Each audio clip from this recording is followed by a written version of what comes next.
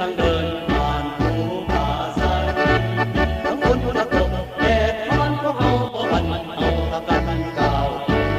ด้วยใจอาถรรพ์ศาสนาเพียงต้องการทหารต้องไปเพื่ออับใส่ตาสายุ่งยากเอากันมาและภาษาเฮาที่กล้าเดินไปตัวเขาเป็นทหารกองทัพภาษา